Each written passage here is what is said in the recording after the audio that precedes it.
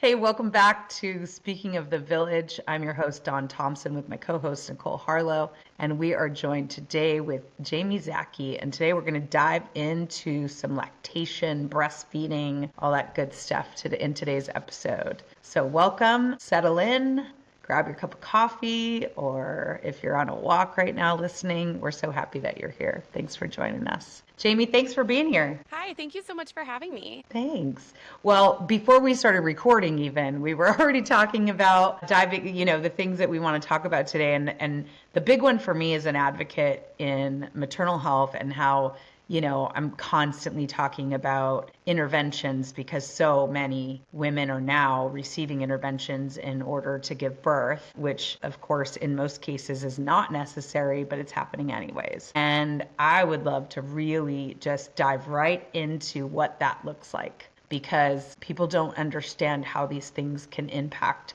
those first days of breastfeeding. And as a doula, doing this for 23 years, I've just seen it over and over and over and over. And let's talk about it. Yeah, absolutely. So a little background on myself. I was a nurse. I was working as an LPN, and then I gave birth in 2015. And that's when I kind of realized there was like this huge problem in the maternal health system, like this huge gap where, as moms, we're depending so much on our doctors and nurses to guide us and lead us. And that's not happening. When it comes to the actual practice and implementation of it, it's not happening. I always believed, I'm going to prepare for birth, but breastfeeding is just going to fall in. And we were kind of talking about that before, how a lot of moms think that, like, I'm going to put all this effort into preparing for birth and then breastfeeding is just going to happen. And if it doesn't, then, if we have challenges, it's fine because our pediatrician's going to help us, or maybe the nurse at the hospital is going to have all the tricks. And the unfortunate reality is that's not always the truth. And truthfully, in most cases, it's not the truth. It's actually really rare for moms to find that really high quality support within our current medical system and medical model. And really the reason for that is we focus, like the conventional medical model focuses on symptom management, not root cause management, right? So when we are dealing with the symptoms of, whatever breastfeeding challenges we're dealing with, and we don't look at the root cause, it's really hard to implement solutions that work. And so speaking of birth and how that all ties in, I always tell moms, breastfeeding and birth are not they are not separate events. They are one event. They are the same event. And so in those early weeks, or even just the few first hours and first days, a lot of the challenges we're facing are very closely connected to our birth experience, whether that's specific interventions, whether it's unnecessary separation or even necessary separation, whether it is physical trauma, emotional trauma. There are so many factors that come together from our birth experience that directly impacts breastfeeding, but we're not preparing for that. We're not looking at them as being connected. And then when we do talk about that, I think a lot of people start to get emotional and they perceive it as, oh, you're saying that I'm having breastfeeding issues because I made the wrong decision getting this intervention. And I think for anybody listening, please do not think that if we say an epidural or IV fluids can increase breastfeeding challenges, that we're saying you shouldn't have those interventions. It's just really important to understand the impact of the choices we make so that when we're in the thick of it, we can kind of start peeling back the layers and see what could be causing this. Is this going to be a temporary thing because it's a temporary impact? Is it more nuanced, more in-depth? And then we just can kind of, it's just facts. It's just information. It's not a value assessment on your decision making. Yes. Thank you for saying that. I just saw somebody talking about this morning. It's kind of a different subject, but there was a study that saw a correlation between Pitocin and autism. And one of the commenters was like, well, what was I supposed to do when my water's released at 35 weeks? Just let him leave him in there and wait to see what happened, kind of thing. And I thought, okay, see, this is a problem all the time, is that this is not to negate the situations where it really is necessary, right? Mm-hmm. Like these, that where these things can be life-saving, that we're never ever sharing information to discount it. And one of my favorite quotes was from Amanda Hardy, and she said, If I am critical of war, it does not mean I hate soldiers. If I am critical of the education system, it does not mean I dislike teachers, Yeah. right? And if I am critical of the maternal health system, it does not mean that I hate doctors and nurses or that I'm anti any of these things. It means that these systems need to be criticized, right, and reviewed to create an improvement, but it doesn't take away from the people working in it. And I think that goes exactly with what you're saying right now. It's the same thing. And Absolutely. it's hard though, because people have this emotional reaction to it, and really it's about how they're feeling about the situation. Yeah. And when we share facts, it's never to make someone feel bad. Absolutely. I agree. Yeah. And I Yeah. just want to point out, like, I've had this, if you guys have been listening for a while, I've had the spectrum of birth. Dawn has had the spectrum of births as well. Mhm. Like, I'm sure, yeah, most of us have. Like, had a epidural and fluids in the hospital and had breastfeeding challenges. I had two beautiful, supported, unmedicated, no intervention home births. Had breastfeeding challenges. Like, what's that, like, causation, correlation Yes. kind of Yeah. thing, right? Like, it doesn't necessarily mean that. But one thing that helps is awareness of, Yeah. and the power that you have informed decision making to say, Absolutely. okay, I want to do this knowing the risks, or I accept this knowing the risks, rather than just being thrown into something and not realizing. We talk Absolutely. about C-sections with other things as well. Yeah, I think to build on that too, I very much also have had the wide range of births. I've had a C-section, I've had the epidural VBAC in the hospital,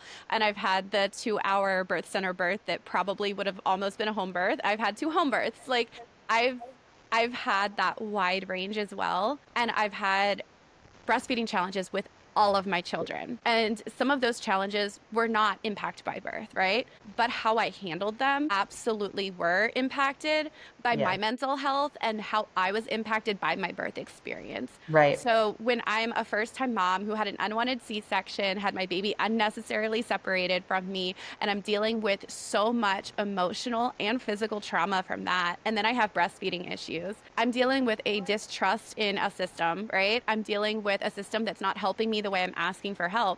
And I have no tools to deal with that. I have absolutely zero tools. I'm completely maxed out on my stress levels. How can I problem solve, right? Right. Fast forward to my 5th baby, I think my breastfeeding challenges with her were just as bad, if not worse, than with my first. But how I approached it was so much different because I had more support. I had so much peace around my birth that I didn't feel like I was trying to put broken pieces back together while solving this problem, right? I could just focus on, okay, we've got a problem. We have to work through it, but I know we can. Does some of that come Right. from experience? Yeah, sure. But some of that also comes from the fact that my nervous system was not so destroyed from my birth experience that I could actually bring some semblance of maybe health and stability to solving that problem. Yeah. I know that if there is a doulas listening to this, or midwives, they're all nodding their head right now.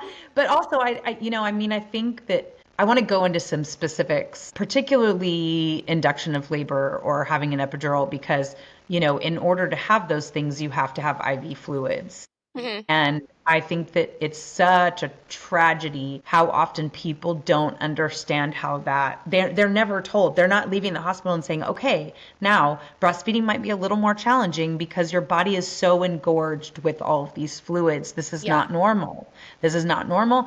But it means that your breasts are going to be super engorged, which might mean your nipple is hard for the baby to latch onto. You're also, one of the biggest things that makes me bonkers is they don't take into consideration the weight of the baby. When the baby is born, if you have been flooded with fluids for 2 or 3 days, your baby's weight is impacted because they too are taking on that fluid, and they measure and weigh the baby immediately after birth, and then 3 days later they're looking for the baby to not lose less, or to lose less than 10% of their body weight, but they do, because they lose more than that because they were the actual weight was off. It wasn't correct to begin with. But now, the minute this happens, the medical system is saying, oh, you need to formula feed, you need to intervene because this baby is losing weight too fast and you're clearly not making enough milk and da da da da da da da.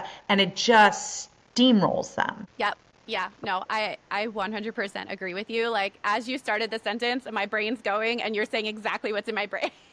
Yeah. I completely agree. And I think IV fluids are such a controversial conversation. And I really think that people don't fully understand the impact. I had made a TikTok about this one time and had a doctor come onto the comments, basically like blasting me, telling me I didn't know what I was talking about. And it was just, I was so frustrated because I'm like, it's not rocket science. You really don't have to be a physician to understand this. But I think, that's a whole different conversation.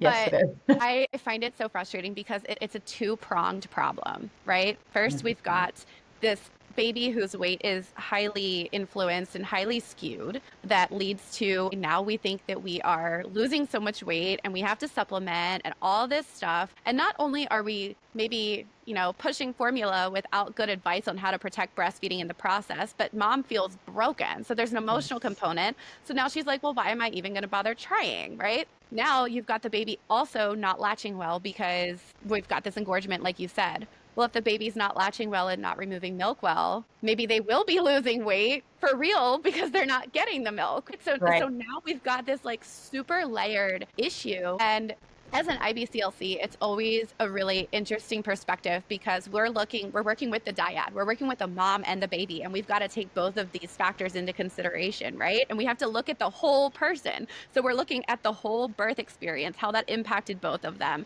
We're looking at the physical, we're looking at the nervous system side of it, the emotional side of it, and it really all becomes so layered and nuanced. But it doesn't have to be that hard. If you are pregnant and you don't want IV fluids, but under certain circumstances you do, or you will, you want an epidural, so you're going to have an IV, and you want to know, how do I prevent this from being my reality? How do I prevent this from sidelining breastfeeding? And it's like, understand that, one, there's a lot of studies that show that if you have IV fluids, we should be using the 24-hour weight as the reference point, not the birth weight.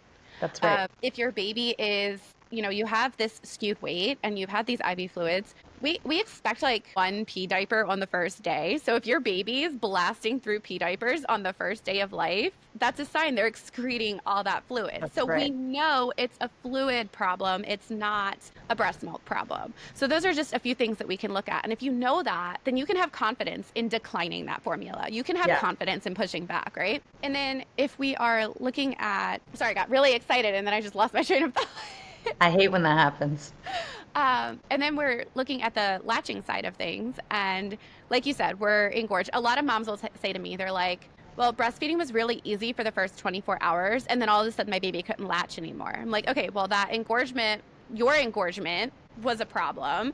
And then you've got your milk starting to increase in volume. I don't really like to say coming in because we've got that colostrum that's already there, right? So your milk is increasing in volume. And now you're feeling, you've got these breasts full of milk and you've got all this fluid, but it's called interstitial fluid. So it's like fluid between the tissue that's caused from all that extra swelling and lymphatic, whatever, the IV fluids, and just, especially if you had a C-section or something, your whole body is just inflamed. Like there is so much going on. And when your breast is hard and big, your baby can't latch. Your baby can't latch to a rock. They need a malleable, soft tissue to latch onto. God forbid if you have like naturally flat nipples as it is. Babies don't, I always tell moms, babies don't have to latch on to an erect nipple. You can absolutely get a great deep latch with flat nipples, but not if the breast is hard. We have to have malleable tissue. The baby has to be able to get a mouthful. So you need to have strategies for managing that. And it can be very simple. It can be very complex. And even just understanding, again, this doesn't mean my baby's broken. It doesn't mean my body's broken. It means we're having an impact from this decision I made or this thing I had to have. And now we have to just maybe wait it out. There's things we can do.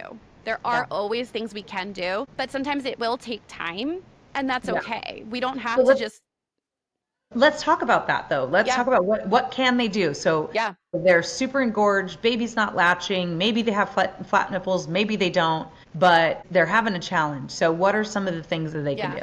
Well, I will tell you, the first thing that the nurses at the hospital are going to do is tell you, oh, use a nipple shield. And a lot of people think that that is like a great solution. And in the moment, it seems like it is, because a lot of times then they'll latch. But a lot of times they're also not latching well. They're still not latching deep. They're just filling their mouth with the end of this nipple shield. So they're like starting really bad habits, and they're still not getting the milk out. So it's still not, if they don't have proper mechanics, they're not getting the milk out still. That can negatively impact your milk supply, and it's not solving the problem. So now you end up with clogs and low milk supply because they're not getting the milk out, and it all spirals. That's not, again, not to say nipple shields are bad and to never use them. I just have more clients coming to me saying, I was given this nipple shield with no guidance. Now I feel like it has destroyed my breastfeeding relationship and I don't know what to do. So going into it knowing that we can use lymphatic drainage massage. We work on massaging the lymphatic fluid away from the breast. So everybody wants to bring all the milk forward and everything. And yes, that's part of it. But first we want all that lymphatic fluid to go back toward the armpit, is where you've got your lymph nodes that are close to the breast. And if we can gently massage some of that lymphatic fluid back, that starts to reduce some of that excess fluid. Then we use, say, cold packs. A lot of people will be like, oh, I want to put heat on there to help bring everything forward, like you would with like a boil or something. And first, I always say, like, let's use some cold. Let's reduce some of that. Let's reduce some of that. Sometimes moms do find more comfort in warmth. And so I say, if you do choose to use warmth, follow it up with cold. If you're having a really hard time getting any milk to flow, some moms do find that warm packs do help, and then they can follow that up with cold and solve the problem. But it's one of those really individual dependent situations, and there's a lot of controversy on that about like what the guidelines say versus what moms find is helping them. What about like now, I mean, the things that you're recommending right now are great, but when you've got a screaming baby. Yeah, absolutely. So these are the things that you're going to want to just kind of know you have to do between feeds, right? Because if we can do this, we're already like 10 steps ahead. Right. But my favorite tip and tool is a technique called reverse pressure softening. And that's basically where you apply gentle, I don't have like my demo. We're on a podcast, so it doesn't matter anyway. Well, no, it is recorded. Is it video too? Okay, well, I still don't have my demo doll. But okay.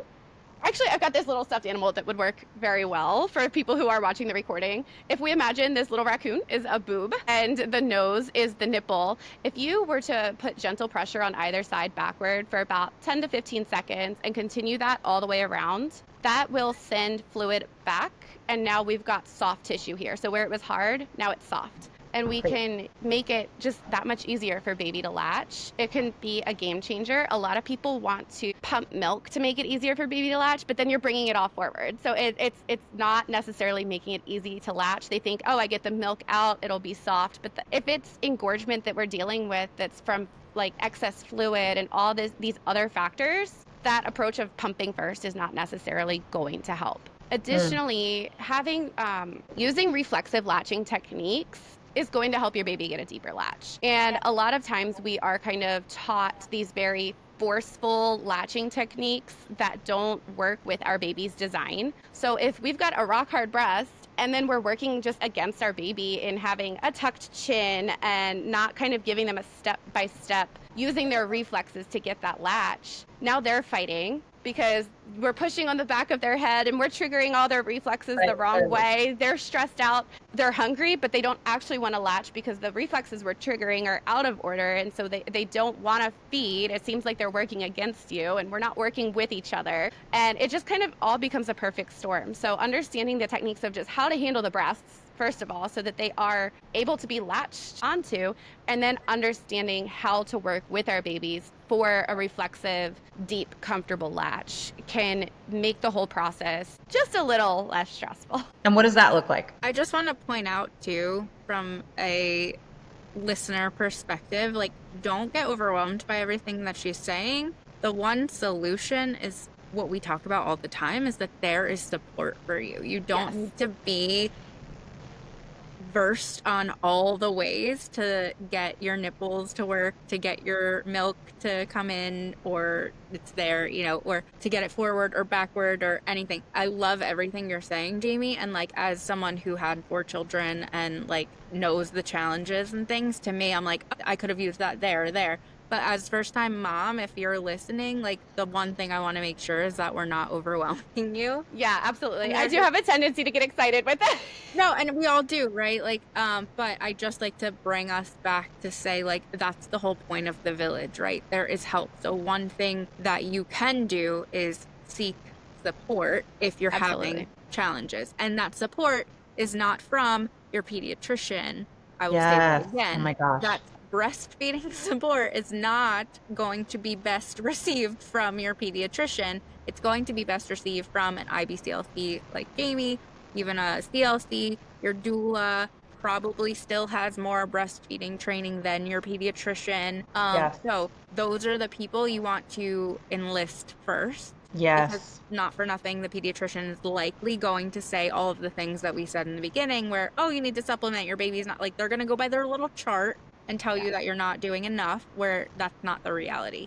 Like Yes. James said, as long as you have peak poop diapers, you know, there's time to, you're not starving your baby. Like, there's time to troubleshoot during this. Yes. But, like, Absolutely. And get I mean, what you need. I touch on this all the time that pediatricians have zero training. Unless they take their own additional training, they do not receive breastfeeding training at any point. Neither does an obstetrician. And yet, when you go in, most people go to their pediatrician with breastfeeding questions. Yeah. And their pediatrician's not saying, I'm not actually trained in lactation and you should probably seek out a lactation consultant. I actually know a couple of pediatricians' office that have lactation consultants on staff, which would be, can you imagine if all the Yeah. pediatricians' offices?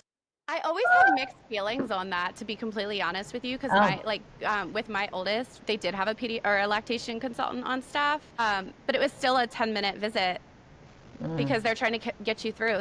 So they Right. still weren't doing the deep dives, and it was almost like there's definitely a time and place. Like, don't get me wrong, there's a time and place for lactation consultants in the hospital and in pediatrician offices. They are valuable 100%.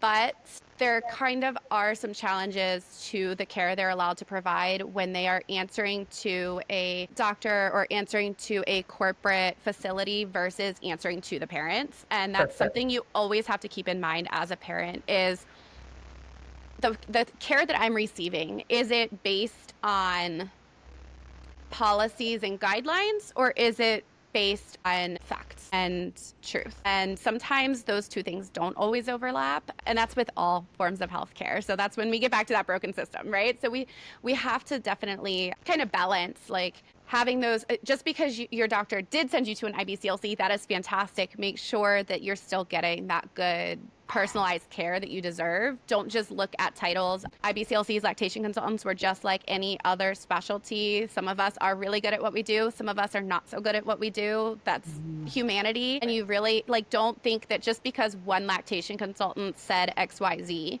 that is fact. If your intuition is telling you there's more going on. And 100%. you know, a lot of moms will say, oh, well, the lactation consultant said my baby's latch looked fine, so there's nothing wrong, but I'm miserable and XYZ ABC, but I just have to suffer because she said it was fine. So just do kind of keep that in mind. Like, if you're not getting the care that sits right with your soul and your intuition, listen to that. Don't discount yourself as a first-time mom. Don't discount yourself as never having breastfed before and you don't know. You are the expert on your baby. She might be the expert on breastfeeding. The pediatrician might be the expert on baby survival, but you're the expert on your baby. My face has subtitles. My face. Sorry. For anyone listening and not watching, collectively, we all just paused and didn't know what pediatricians actually were experts in. And if you are a pediatrician listening to this, it's not you. It's just the system. I think all of us probably have the same views on a certain topic about pediatricians, which is I think probably if there's a where- pediatrician listening to this, they're probably aware of the challenges in the exactly. system, So though, we're and not they talking about understand, you. and they're trying to be better and make that better. So Yes. I think if they are listening, they understand what we're trying to get at. That was it's just classic, fun. though. Look, if anybody's watching, they saw all the Oh, they saw it. saw all That's the why- looks that's on why our we faces. we had to address it, because if you're watching this, you definitely just We're all noticed just like, it anyway. mm. But that's a huge proponent of what you just said, Jaimie. Like, it's your intuition. I think all of us can say that we have been in this spot where we've listened to an intuition and not a doctor or professional or any kind of like prestigious authoritative title, right? Whoever that may be. And we were most likely validated more than one, right? So like it's coming from three people that have lived that experience and understand. So it's not like we're trying to say, oh, we're better, we're this, we're that. It's just that in our life, in our experience in motherhood, like we understood, we get it. Absolutely. Is there a meltdown happening at your house, there Nicole, is. right now? It No, just it's came not to the me. door. It's Not me mine. Oh, it's hers. for once. You know, non-emergencies being made into emergencies. Totally fine. My son, before he drew a picture, he's home from school today, he drew a picture. And the moment I was breaking down about my daughter, you know, what I was talking about before, I'm going to cut this out. He's like, Mom, look at my picture. And I was like, babe, I can't right now. I'm like making sure she's not poisoned. Like, can you not show me your picture? And then he's like sulking, Mommy doesn't care about my picture. And I was like, no, I care about every freaking picture you draw, which is like 10 a day. I was like, this one, in this moment, I had to focus on your sister. I will Right. like your picture in 5 minutes. Right. Like, Let me I'm tell you not sure something. She's not going to keel over. That doesn't change. That doesn't change. My teenage son, my husband and I were very clearly, oh, but I love being a parent. So I know we're going to get on like 1,000 tangents, but let's really focus. Maybe as an IBCLC, what are some things that our listeners can do proactively to, you know, again, interventions and stuff aside, but like, is there anything that they can do proactively to support their journey? I'm not going to say guarantee success because there's so many factors, but like, what can be supported? Like, are there any like go-to things that you always recommend? Absolutely. So, you know, we've talked a lot about intuition and information, right? I always say that confident decision making can only exist at the place where intuition and information intersect. And so my advice to anybody listening who wants to breastfeed and is maybe nervous that it's not going to go well, or maybe, you know, you want to breastfeed and you're really confident it's going to be absolutely perfectly smooth. First, learn how to get in touch with your intuition. Spend this time learning to understand what it looks like to listen to your intuition. Get comfortable with being uncomfortable, because when you listen to your intuition, someone's going to have something to say about it. Whether it's your mother-in-law, whether it's your doctor, whether it's your husband, somebody will have something to say about you listening to your intuition. Learn how to be comfortable with that and start getting the information on breastfeeding to really understand how you can advocate for yourself. You do not have to be an expert, but when you can understand the difference between normal and what's a red flag, then you can learn how to advocate for yourself better. It's always funny because I did not take a breastfeeding class with my oldest, and in many ways I'm still very anti-breastfeeding class, but I teach breastfeeding class. And it's funny because I get very frustrated at the whole breastfeeding class concept. But that's because so many breastfeeding classes, most of the breastfeeding classes we see and have access to, are teaching moms how important breastfeeding is, how beautiful breastfeeding is, but they don't give a lot of realistic expectations for challenges to face. And they kind of just push off the challenges as, if you have problems, see an IBCLC. So then a lot of moms think, okay, well, I saw the IBCLC in the hospital and it didn't help, so there's no more support available for me. And I think it's really important to just understand that if you can start learning about some of the challenges during pregnancy and just understand them, you can understand how to advocate for yourself. And so that's why inside of the breastfeeding class that I offer, I actually have a section it goes all into avoiding formula in the hospital, not from a formula is bad standpoint, but from everything we talked about today. Understanding when the hospital is going to pressure you to use formula. Understanding, is this necessary? Is this unnecessary? And then being confident in your decision making and learning how to use formula in a way when it's necessary that doesn't undermine breastfeeding, because that is possible. And I think so many moms think it's all or nothing. Once I've had to give that one bottle, I have failed. I can't keep going. And that's not true. I love that. And I was actually going to bring it up because two things. One, I think to add on to what you were saying, I loved everything, especially the information and intuition intersection. But like also get prepared. Like, find an IBCLC or a CLC or someone that you trust that isn't just given to you, that you have their number if in case. Maybe you Yeah. don't hire them, but like you already consulted with them and you can call them if needed. They can Yeah. come over if needed. But before things go haywire and you're postpartum and sleep deprived and nipples aching, Oh, like do that 100%. 100%. beforehand. Yeah. Create the village beforehand, right? We talk about that all the time. And then Yeah. also, like you just said, like all or nothing. I mean, I think that's most mindset, right? We see bed is best, breast is best. Like there's all this division in like, black and white. It doesn't have to be that way. For me, my daughter was the first, like, I would say successful breastfeeding relationship I had. My older two, we won't get into it. I just didn't know any better, but I was determined with her to make it work. But yet I still didn't produce enough. And I can honestly say she never had formula, but I used donor milk and I was able to supplement with that. And I had no idea that that was a thing.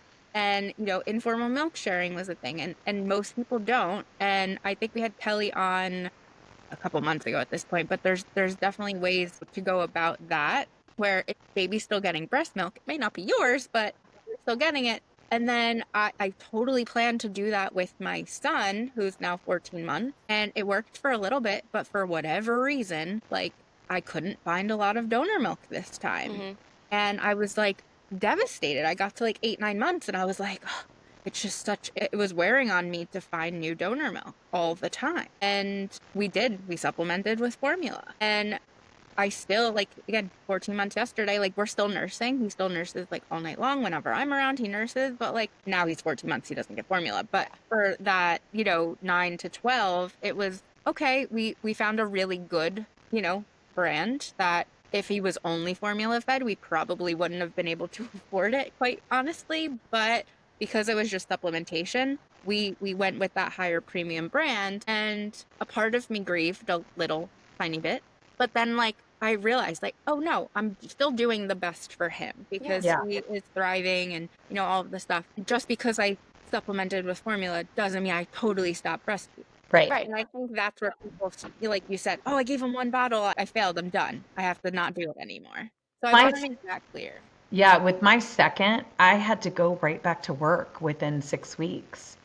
And I was working an hourly job and I only had 2 breaks along with my lunchtime to pump. And so then, I didn't have a pumping space. So my manager gave me his office. It was great. I mean, he was really thoughtful because this was a long time ago. My son is about to be 28.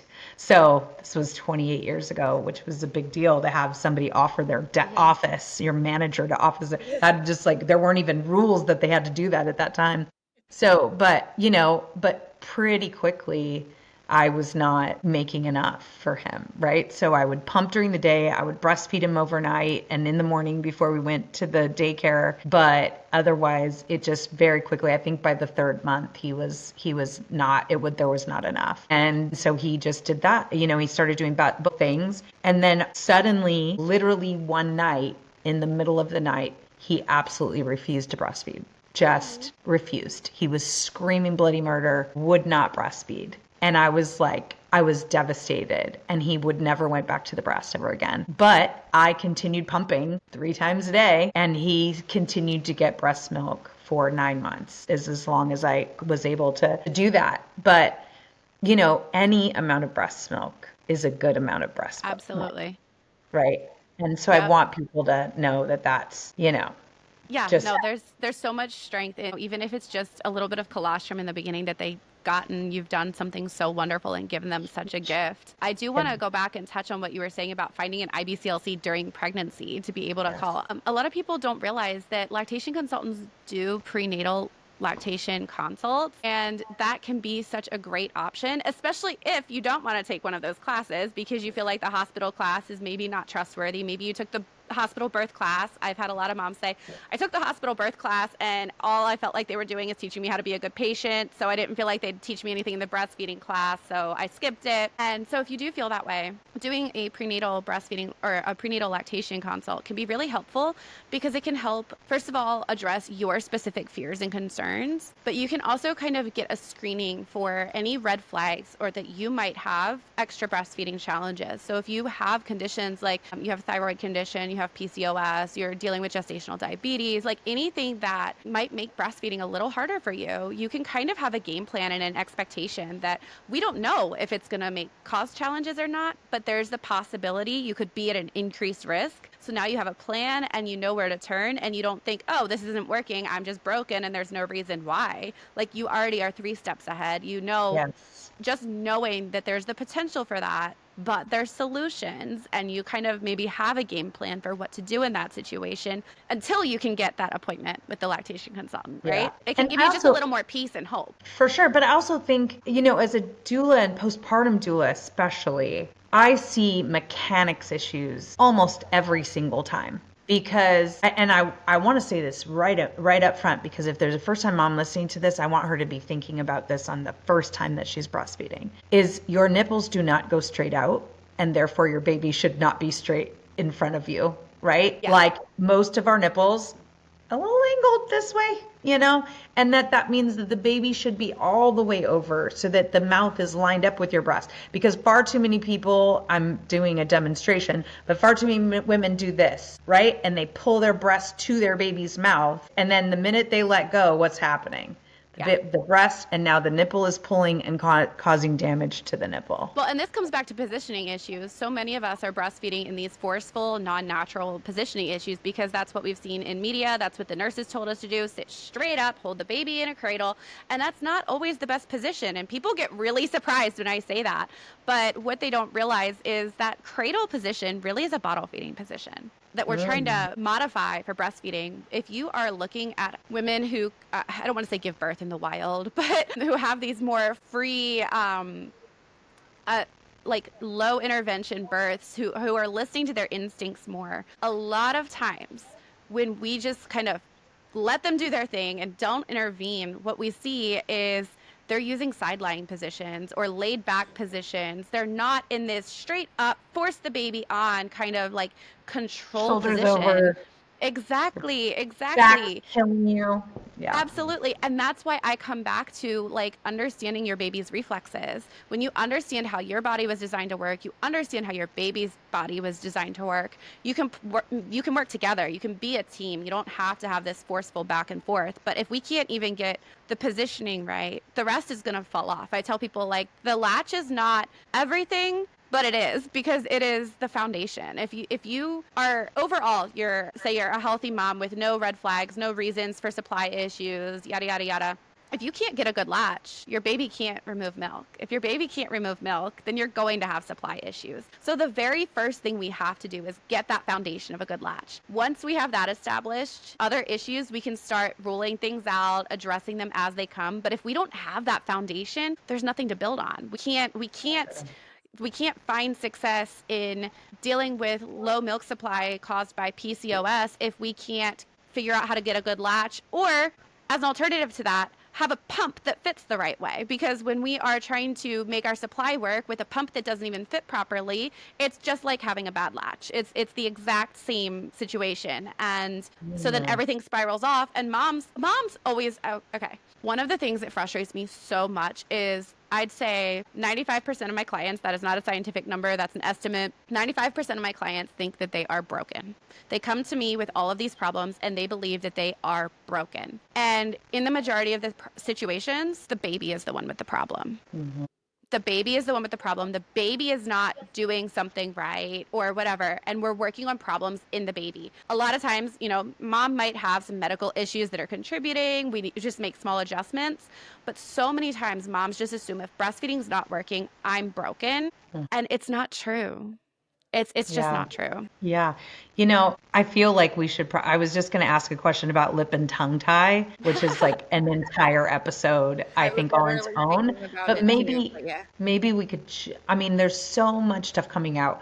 I've been a doula for 23 years, Yeah. and I didn't see hardly any lip and tongue tie issues 20 years ago. Or maybe we just weren't as aware of it. I don't know. Yeah. But there's a lot of discussions going around about folic acid and, our prenatal vitamins and, At the end of the day, we can get into all of that. I do consider myself as somebody who specializes in tongue and lip ties a little more than other things, just because I have very personal experiences with that. So I have sought out extra training in that topic. And at the end of the day, we can sit there and talk about the causes of why we're seeing more yada, yada, yada. But the truth is, moms are struggling with it. It's a Yeah. very real thing that exists, and they're often being told it's not. And so understanding the signs and symptoms, close the door, close the door. Understanding the signs and symptoms is really key. Knowing how to advocate for yourself and knowing how to turn to the right care providers. So if we want to touch on tongue and lip tie a little bit, and I don't know if I told you guys this, but I actually started a podcast. It's called the Breastfeeding with Confidence podcast. And I do have a Yeah. tongue tie series coming up. So if people Great. want to deep dive, they can go listen to that. But one of the things that I always want moms to know is, back to the whole intuition thing. If you suspect that your baby has a tongue and lip tie and your healthcare provider is not respecting your concerns and they are kind of brushing you off, make sure that whoever you take your baby to is doing a functional assessment to identify the exact deficiency your baby is having, because too often they'll see certain specialties of providers that have some knowledge of tongue and lip tie, but not within the context of breastfeeding. So they kind of do a quick look and they're like, oh, I don't see anything. There's nothing there. And that's not always true. So sometimes it's digging deeper. Don't rush into releases. Releases are something that need to be prepared for. Physically, emotionally, it's an intense process, and it's only part of the process. Really understanding, again, you don't have to be the expert, you don't have to have all the information, but you need to know enough to be able to advocate for yourself. And the intuition is huge because, so with my fourth, right, 3 babies, I was like, oh, I know what I'm doing. Yeah, okay. He threw me for a loop in every way. And he's waking up, so he's gonna make an appearance. But my nipples didn't hurt. 3 other babies, I had cracked, hard, hurt nipples when, I was breastfeeding. And I attributed it to, oh, well, because I breastfed my daughter for 16 months, like they're just used to this, so they're not hurting. Well, they weren't hurting because he had all 4 oral ties, a posterior tongue, lip, buccal, like the whole 9, and he wasn't able to suck out enough milk. Like he wasn't siphoning out. So he had a good latch, but like nothing was coming because he was so severely tied. Yeah. And he wasn't doing what it needed to do. So that's why my nipples didn't hurt. I was like, Yeah. oh, I'm great. And then I realized like, oh, I'm not, Yeah. So No, and yeah, absolutely. What you're saying is so valid. I have seen that so much in moms, and I've seen moms that we've worked through ties, and afterward they go, I didn't realize how bad breastfeeding actually hurt until I have this comfortable latch. And I'm like, oh my gosh, I didn't think it hurt, but now knowing how good it can feel. And so it can run the gamut. It doesn't look like just one thing with tongue ties. Right. That's kind of what I wanted to point out. Like, it's Yeah. not always when you're, my sister's daughter had a tongue tie and it like ripped her nipple apart. So we were right there, just 2 people that had the spectrum of it. But also, luckily, again, like had my village of support. My lactation consultant said, hey, see like a speech pathologist or myofunctional therapist, or like she didn't know exactly who to see, but like I wound up finding someone who was like a feeding therapist, who was also a speech pathologist, and she was like, don't release them yet because there's a lot more going on here. Like you need to see a physical therapist for him. You need to like let's do an evaluation and then see what the steps are. So we did the prep work, we did the post work afterwards and stuff. And without any of that, like, I mean, it was work. Without any of that, like, we wouldn't be breastfeeding right now. He woke Right. up and now he's on my boob. But But yeah, like it's a process, and if it wasn't for me being like, this is too easy, or like this doesn't hurt enough, not that it should hurt, right? But like, I just knew something was up, you know. Your Well, intuition. It's intuition. yeah. Well, I had zero intuition because with my last kid, my fourth, I was breastfeeding like a champ. He's the longest breastfeeder. I breastfed him until he was 3.5, which I never imagined I would be that person, just FYI. Um, but he was like a year old and we took him to an ear, nose, and throat for something. I don't remember what. Ear infection, something. I don't remember. But he looked at him and he was looking in his mouth and doing some functional things. And he said, "You're still breastfeeding?" And I go, "Yeah." And he goes, "How was the beginning of this?" And I go, "I mean, I sore, of course, like a little bit, but but I had, my last two are only 13 months apart. So it hadn't been that long since I'd breastfed the last one. And so I don't know. It didn't hurt that bad. And he goes, but he said to me, he goes, "You must have a really high pain threshold because this kid has severe tongue and lip tie." And he was already a year old. So like, there you go. You just never know, right? Like what that's going to look like and everybody, we're literally having 3 different conversations and how 3 different people experience that situation. Absolutely. So, it's something that's different for everyone. Yeah. He No, was the just same like, thing. "Good on you," good on you. And even with the same person, the same mother with different babies, right? Yeah. Yep. It was very much the same with my mom. So I had a horrible tongue tie that was not revised till I was 4 years old, by the way. I have pictures of me with my tongue sticking out, looking like a snake because my tongue was so like tight in the middle. Right? It looked like I had a forked tongue. My mom said I breastfed beautifully. She had no problems breastfeeding me. My brother and sister, she had so much pain. She was like, "I can't do this" after the first weekend. And with my brother, he had severe jaundice, and they were like, "Oh, it's because he's not getting enough breast milk." And my mom's like, "He's feeding fine. What do you mean?" And they were like, "Well, you must not be making milk." Because, this was 24 years ago. Their response was, "Oh, well, if he's latching fine, but he's not getting milk, you just must not be making milk." So they switched him to formula. Looking back, I'm like, guys. Yeah. And it's funny because my brother and sister will swear up and down that they don't have ties, but they've got all the markers. Like when you start looking at how ties impact adults later on, like craniofacial development, sleep apnea, grinding of your teeth at night, like so many different things can be impacted by ties that a lot of people don't see until later on. So like you said, we weren't seeing ties 20, 30 years ago, but even in adults, we are seeing them now when we're looking at like, why do we have these chronic issues? And we start peeling them back. A lot of times they are connected to ties, and people are finding a lot of adults are doing myofunctional therapy and getting their ties released and finding, My husband has severe sleep apnea. It never even occurred to me that could be related. This is a whole And he has other, a short time. this is a whole other conversation, but the book Sleep Wrecked Kids is amazing and it applies to adults too. So anybody who's more curious about tongue ties and how they can impact people, the book doesn't only talk about tongue ties, but it's a big part of the conversation. Well, Jaimie, we should probably just have you back and let's talk about tongue ties next time, like lip and tongue ties. We can absolutely do that, yeah. I mean, I think it'd be a great episode. Or obviously, you've got that series coming out. We'll put that in the show notes so people can come check you out on your podcast too. And well, I think we have come to a whole hour. We're past an hour even. Look at us go.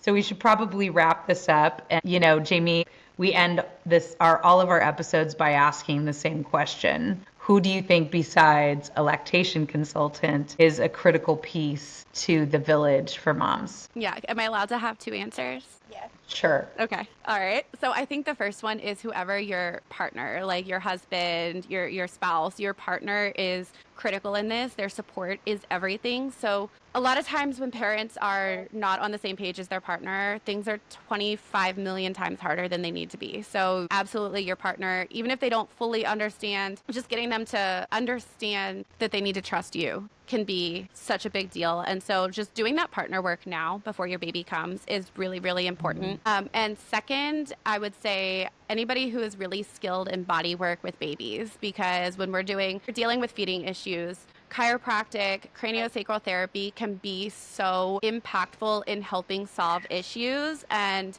Yeah. help your baby's nervous system kind of regulate. And I really think that a good body worker is, I can't do the work I do without really good body workers a lot of times. Yes. So that's who I say from a professional standpoint is a good body Yes. worker. Love that. Well, I mean, chiropractors, I've seen, I'll tell a quick story. My niece had severe reflux. I mean, severe. She was screaming and, all the things. And the pediatrician was, of course, well, you need to stop breastfeeding because she's having issues with your breast milk. First, it was change your diet. Then just go ahead and stop breastfeeding altogether. And then we'll put her on formula. And when the formula didn't work, let's put her on the really expensive, sensitive formula. That didn't work. And I was telling them the entire time, go get her adjusted. Go get her adjusted. And they just didn't believe in chiropractors. They didn't want to have anything to do with it. And I was just like, I'm just telling you. And they finally, 3.5 months of absolute torture. And they finally took her to the chiropractor. Body workers And can help with so many things. my niece cried because it literally turned off like a light switch. They The can help with reflex, so many two, things. two appointments. You're too far back from your microphone, but yeah, it took two sessions, and her spitting up and burning stopped entirely. Yeah. Yeah. And she was just brokenhearted that she didn't do it sooner. And then they all started going to the chiropractor as a family. But, I mean, I've just seen it work over and over and over, It's like instead of going for, God, this is a whole nother podcast episode, but reflux. Oh my goodness. Yeah. No, that is something else that I have a special guide within my courses for parents because it just to touch on it, not go down a tangent, reflux is not a diagnosis. It is a symptom. It is a symptom of something else, and you need to figure out what that something else is. Everything you are experiencing with your breastfeeding challenges, they are symptoms, and there is something causing those symptoms. So And it's almost never the actual breast milk. Almost never. Absolutely. I agree. Almost never the breast milk. So anyways, well, clearly we can just talk for several more hours on multiple topics, but right now we need to wrap this one up so that people can get on with their lives. But we hope that you gathered some great information today. Remember to check out the show notes for additional downloads and information. Jaimie, thanks so much. What a cool conversation this was. I really enjoyed it. Thank you so much. Yeah, thank you so much for having me. And, just to everybody out there, please, again, just intuition. That's what I want to leave you with. Intuition. Trust it. You were given an intuition for a reason. It's trustworthy. And prepare. Yeah. All right. Well, thank you guys so much. We'll see you next time.